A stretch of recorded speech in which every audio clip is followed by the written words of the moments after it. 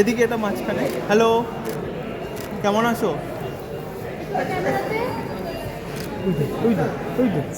তোমাকে অনেকদিন ধরে না স্ক্রিনে দেখা হচ্ছে না, ব্যাপারটা কি তুমি বলতে না না দেখতে চাই তোমাকে, কোথায় তুমি কোথায় হারিয়ে গেছো? না না হারিয়ে একদমই যাইনি। আমি এখানেই আছি, আমি আজকে ছিলাম না, একটু বাইরে ছিলাম।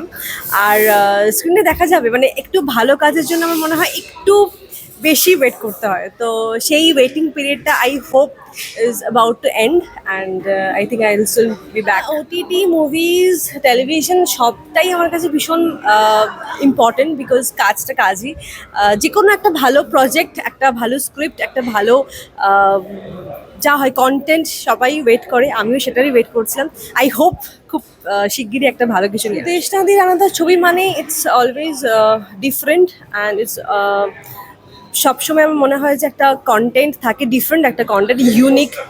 আর বেস্ট উইশেস প্রত্যেকটা মেম্বারকে এই মুভির, সমস্ত কাস্ট অ্যান্ড ক্রিউ সবার। আশা করি মুভিটা আমি এখনো দেখে উঠতে মানে দেখবো আর কি, অ্যাবাউট টু স্টার্ট। দেখবো, দেখা যাক কেমন হয়। আমার মনে হয় দর্শকদেরও খুব ভালো লাগবে খুব। আর বাংলা ছবি তো আলটিমেটলি এখন একটু ইটস কন্টেন্ট ওয়াইজ ভীষণ ডিফারেন্ট হচ্ছে, তো আই হোপ ভালোই তোমার হবে। কিছু যদি আপকামিং প্রজেক্ট বা যদি কিছু বলতে চাই যে আসছে? সে তো অবভিয়াসলি এখন বলতে পারছে, বাট বলবো সেটা অফিসিয়ালি বলবো, এখনো ডিক্লেয়ার করতে পারছে না। নিশ্চয়ই জানতে পারবে, সবাই জানতে পারবে। আউটফিটটা অসাধারণ লাগে। Thank you.